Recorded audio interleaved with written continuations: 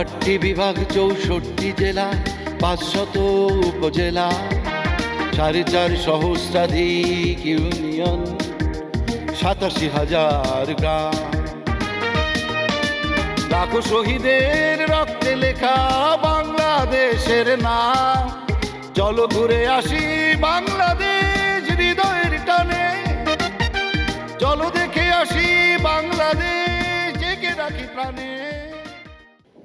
পর্যটন শিল্প বিষয়ক আলোচনা অনুষ্ঠান পর্যটনের 10 দিগন্ত দেখার জন্য আপনাদেরকে স্বাগত জানাচ্ছি। আমি আবু রায়হান সুমন। আমরা আজকে কথা বলবো পর্যটন আইন নিয়ে। তো আইন বিষয়ে কথা বলার জন্য আমাদের মাঝে উপস্থিত আছেন প্রাইম ট্যুরিজম নেটওয়ার্কের স্বত্বাধিকারী জনাব আমিনুর রহমান ভূঁইয়া। আসসালামু আলাইকুম। আবু রায়হান সুমন ভাইকে অনেক ধন্যবাদ এই আলোচনায় সুযোগ দেওয়ার জন্য। এই অনুষ্ঠানটার নাম হলো 10 দিগন্ত। আমরা জানি যে এটা পর্যটন সংক্রান্ত একটা গুরুত্বপূর্ণ অনুষ্ঠান। যারা এই অনুষ্ঠানে দেখবেন শ্রোতা, তাদেরকে অনেক ধন্যবাদ যে এখানে উপস্থিত থাকার জন্য। জনাব আমিনুর রহমান ভূঁইয়া, আপনি 1995 সাল থেকে ইন্ডাস্ট্রিতে আছেন, সেবা দিয়ে যাচ্ছেন। আলহামদুলিল্লাহ। তো আপনার শুরুর থেকে এখন পর্যন্ত জি, একটু আপনার হিস্ট্রিটা সংক্ষেপে বলবেন আমাদেরকে একটু। আসলে কোনো একটা কাজ করতে গেলে একটা গতি লাগে। তা আমার মনের মধ্যে ছিল যে কীভাবে বিশ্বটা নিজে দেখব। সেই হিসেবে 1995 সাল থেকে আমি 93 সাল থেকে ভ্রমণ শুরু করি। কিন্তু 95 সালে ভাবলাম যে কিছু একটা করা দরকার। আমি ভুললে তো হবে না, মানুষকে তো দেখানোর দায়িত্বটা আমার মধ্যে পড়ছে। কারণ অনেক কিছু জানে না, কোন দিক দিয়ে যাবে, কীভাবে যাবে, ইমিগ্রেশন কী, ভিসা সিস্টেমটা কী, হ্যাঁ, কোথা থেকে ভিসা নিতে হবে, এরকম অনেক প্রশ্ন আমরা সম্মুখীন হতাম। তখন ভাবলাম যে শুধু নিজে ভুল হবে না, মানুষকে একটু জানানোর চেষ্টা করি। সেই জানানোর আগ্রহ থেকেই 1995 সালে একটা অফিস নেই এবং সেখানে আমরা একটা সাইনবোর্ডের নাম লিখি যে প্রাইম ট্যুরিজম নেটওয়ার্ক। প্রাইম অর্থ হল প্রধান। সেই হিসেবে প্রথম যেহেতু আমরা এই লাইনে আসছি বিদেশকে দেখানোর জন্য, পৃথিবীকে দেখানোর জন্য, তখন কিন্তু বাংলাদেশ থেকে লোক, বিদেশ থেকে লোক এনেছে অনেকে, যেমন গাইড ট্যুরস, কুশিয়ারা ট্যুরিজম, এরকম অনেক প্রতিষ্ঠান ছিল। কিছু অনেক বলবো না, কিছু কিন্তু তখন কিন্তু দেশ থেকে বিদেশে লোক পাঠানোর মতো সেরকম প্রতিষ্ঠান তেমন একটা হয় নাই। তো গ্রিন চ্যানেল নামে একটা প্রতিষ্ঠান ছিল চিটাগাংয়ে, উনি কাজ করতো। সেন্ট মার্টিন ট্যুরিজম নামে একটা প্রতিষ্ঠান ছিল, উনি এখন মার্কেটে নাই কোনো কারণে। আর হিমালয়ান ট্যুরিজমও ছিল, ওনারা ভালো কাজ করতো, কিন্তু উনি ভদ্রলোক মারা গেছে, যার জন্য এখন কাজ করছে না। এখন আমি হয়তো 1995 সাল থেকে বলবো যে এখন যারা আমরা পুরনো ছিলাম এর মধ্যে আমি এখনও টিকে আছি আল্লাহর রহমতে। তো সেই মনের আগ্রহ থেকেই কিন্তু মানুষকে সেবা দিয়ে যাচ্ছি, এতটুকু বলবো। আচ্ছা, তো এই সাম্প্রতিক সময়ে একটা আলোচনার প্রধান ব্যাপার, মানে অন্তত ট্যুরিজমের সাথে যারা জড়িত আছেন, পর্যটন আইন মানে এটা আসলে নাম হচ্ছে ট্যুর অপারেটর নিবন্ধন ও পরিচালনা আইন 2021। এটা 21 সালে পাশ হয়েছে এবং 2024-এ এটার গেজেট প্রকাশিত হয়েছে। তো এই ট্যুর অপারেটর আইন বা ট্যুর অপারেটরের একটা যে পলিসি, এটা তো ট্যুর অপারেটরদেরই একটা দীর্ঘদিনের ডিমান্ড ছিল সরকারের কাছে, কিন্তু এটা হওয়ার পরে আবার আপনারাই এটা বিরোধিতা করতেছেন। কথা হলো যে ট্যুরিজম বোর্ড কী করছে, আমরা এখন তাদেরকে বললাম নিবন্ধন করার জন্য। নিবন্ধন করতে গিয়ে 2021 সালে একটা আইন পাস হলো, সেটার নাম হলো 2021 সালের নিবন্ধন সংক্রান্ত আইন। আইনটি হয়েছে 2021 সালে, কিন্তু সেই আইন পাস করার জন্য আমাদের অ্যাসোসিয়েশনের যারা নেতৃত্ব ছিল তারা নেতৃত্ব দিয়েছে। কিন্তু 2024 সালে সেটা বিধিমেলা হয়েছে। বিধিমেলাটা কি? বিধিমেলাটা হলো কতটুকু ফি আমরা দিব, এটা বিধিমেলার সময় এসেছে। কিন্তু আমাদের যারা ট্যুরিজমের যারা নেতৃত্বে ছিল তখন 21 সালে, তাদেরকে কিন্তু এটা ফোকাস করে নাই যে আমরা এই বিধিমেলাতে 3 লাখ টাকা আনবো, 50,000 টাকা আনবো, 1,000 টাকা ফি আনবো, রেজিস্ট্রেশন ফি এত টাকা, পে অর্ডার হবে কি, আপনার মানে সঞ্চয়পত্র হবে, এগুলো কিন্তু ডিসকাস করে নাই। তারা শুধু আইন করেছে। বিধিমেলা হয়েছে 2024 সালে এবং এটা গেজেট আকারে প্রকাশ করে ফেলছে আমাদের নেতৃবৃন্দকে না জানিয়ে। তাহলে কি হলো? তাহলে এই ট্যুরিজম বোর্ডে কিন্তু আমাদেরকে এখন পিছনে ছুরিকাঘাত করছে। আমরা কি এটা চেয়েছিলাম? আমরা চেয়েছি আমাদের দেশের ছেলেরা কাজ করবে একটা নিয়ম শৃঙ্খলার মধ্যে। এখন যদি 3 লাখ টাকা দিতে বলে, এই 3 লাখ টাকা কি 20,000 যে নতুন প্রতিষ্ঠান আছে তারা কি দিতে পারবে না। তাহলে কি হবে? ওই প্রতিষ্ঠানগুলি বন্ধ হয়ে যাবে। এখন আমরা কিন্তু চাই না। যদি ট্যুরিজম বোর্ড মনে করে যে এটা করতে তারা করবেই, আমরা বলবো যে সম্ভব না। আমরা মানে মানে আমি যদি আপনাকে একটু থামাই দিয়ে বলি আর কি, যে মানে আপনাদের পর্যটন পরিচালনা আইন একটা আপনারাই চেয়েছেন, তো সেই আইন সরকার করে দিল। এখন এই আইনের বিরোধিতার অংশটুকু আপনার কতটুকু? ওই যে যেটা 3 লাখ টাকা বললেন, এই 3 লাখ টাকা, তারপরে হচ্ছে আর একটা বোধহয় কি কি যেগুলো হ্যাঁ, free মোবাইল আছে। কোর্ট। হ্যাঁ, আচ্ছা, মানে এই 3 লাখ টাকা আমরা যদি শুধু আপাতত আমি একটু বোঝার জন্য যে 3 লাখ টাকারটাই আমি বলি, হ্যাঁ, হ্যাঁ, ধরেন সরকার আপনাদের কাছে 3 লাখ টাকা নেবে, ইয়েস। এটা কি জন্য নিবে? মানে ও বলেনি কিছু যে আমাদের এই এই পারপাস দিতে হবে 3,000 টাকা, 3 লাখ টাকা? না, তারা তারা তো বলছে মানে যে, এখানে আইনে আছে যে জামানত। হ্যাঁ, তারা বলছে যে কি বলছে, হ্যাঁ। তারা বলছে যে এখন আমরা দেখতে পাচ্ছি যে তারা যে হ্যাঁ। এই আমার গেজেট করেছে, সেখানে রেখেছে আবেদন করতে যাবে 5,000 টাকা আবেদন ফি। আবেদন ফি, হ্যাঁ। নিবন্ধন ফি যাবে 50,000 টাকা, হুম। সার্ভিস চার্জ লাগবে 1,000 টাকা, আর জামানত দিতে হবে আমাদেরকে 3 লক্ষ টাকা। হ্যাঁ, এবং মোবাইল কোর্টের মাধ্যমে যদি দোষী হয় কেউ, তাইলে তাকে 6 মাসের জেল এবং জরিমানা দিবে 2 লক্ষ টাকা।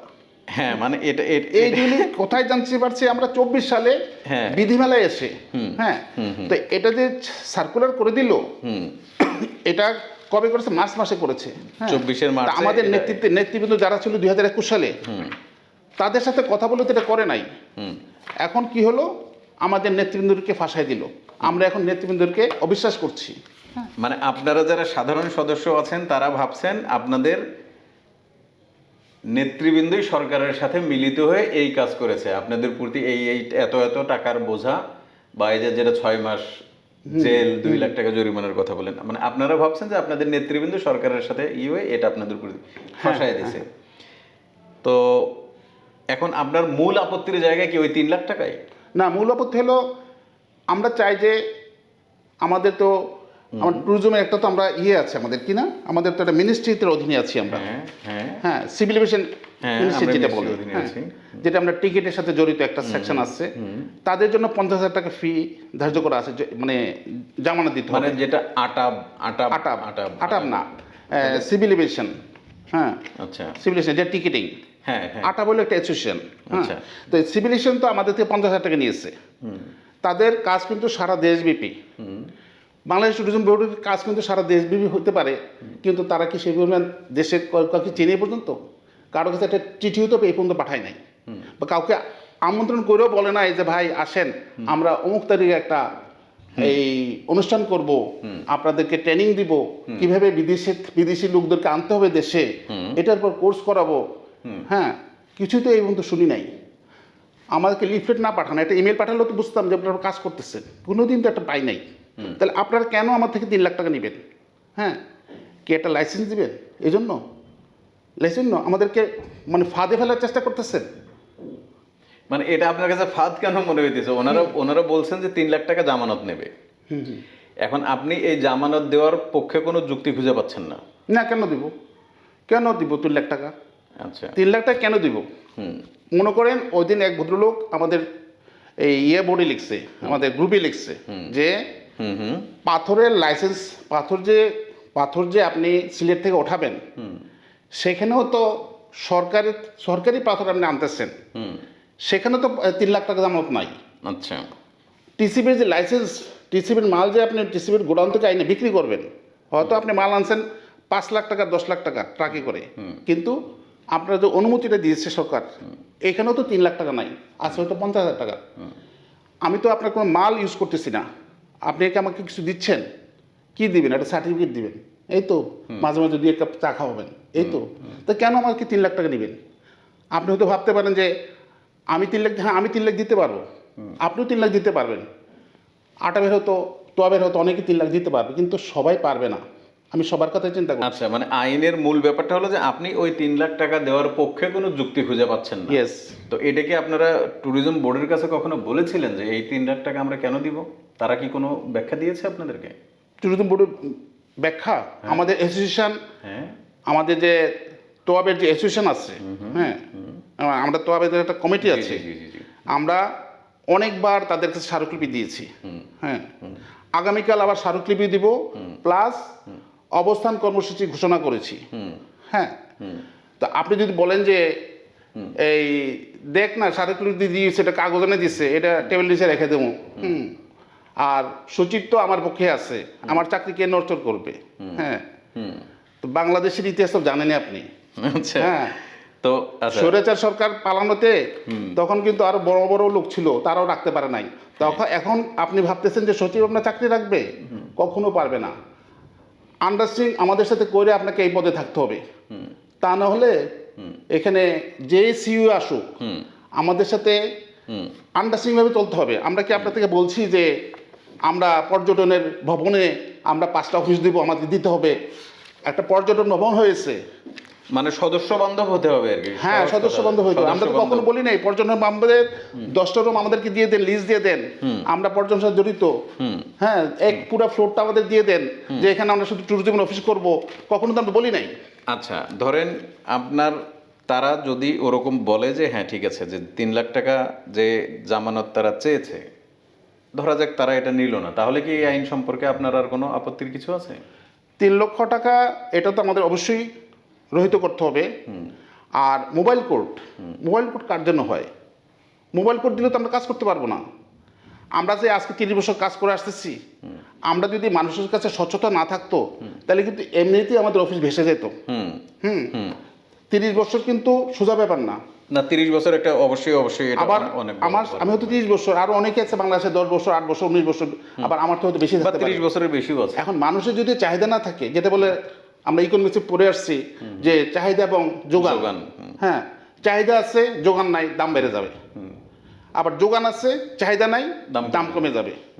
এখন আমি যদি মার্কেটে টিকেতে চাই, আমি যতই অ্যাড দেয় না কেন, আমি যদি কাজ খারাপ করি, সার্ভিস খারাপ হয়, এটা কিন্তু মানুষের কানে কানে ছড়িয়ে যাবে। আপনি বলছেন যে আপনারা যারা দীর্ঘদিন টিকে আছেন বা যারা দীর্ঘদিন টিকে থাকতে চায়, তারা আসলে সুনাম রক্ষা করেই টিকে থাকতে হবে, যেভাবে আপনারা টিকে আছেন। ফলে এইভাবে মোবাইল কোড পরিচালনার কোনো প্রয়োজন নাই। ওকে, তার এখন আপনার এক হচ্ছে যে মূল আপত্তির জায়গা হলো ওই যে 3 লাখ টাকা, সেটা আপনার কাছে অযৌক্তিক মনে হচ্ছে। তারপরে মোবাইল কোড পরিচালনা, এটা আপনার কাছে অন্যায় বা অন্যায্য মনে হচ্ছে। আচ্ছা, এছাড়া তো আইন মোটামুটি ঠিকই আছে বোধহয়, নাকি? সেটা মেনে নেওয়া যায়, বাকিটা মেনে নেওয়া যায়। আগামীকালকে আপনাদের যে একটা প্রোগ্রাম আছে, অবস্থান কর্মসূচি বা স্মারকলিপি, হ্যাঁ, এর অনেক লোক আছে বাংলাদেশের যারা নাকি এই নিবন্ধনের সাথে তারা একাত্মতা ঘোষণা করছে না, তাদের মনের বিরুদ্ধে আমাদের সিইও সাহেব এটা করছে। এর জন্য ওনাকে দায় বহন করতে হবে। আমরা চাই উনি অচিরেই এটা একটা ফয়সালা করুক। আপনি বলতে পারেন যে কি ফয়সালা হবে? ফয়সালা এটা করতে পারে, যেহেতু নিবন্ধন সংক্রান্ত আইন হয়েছে সেই স্বৈরাচার সরকারের সময়, আমাদের দাবি এই আইন রহিত করা হোক এবং পরে যে সরকার আসবে পরবর্তীতে সেই সরকারই নির্ধারণ করবে পর্যটন আইন কি হবে। তার মানে আইনের যদি কোনো পরিবর্তনের কোনো কিছু থাকে, এটা পরবর্তী সরকার আসবে, কারণ যেহেতু এখন আসলে সম্ভব না।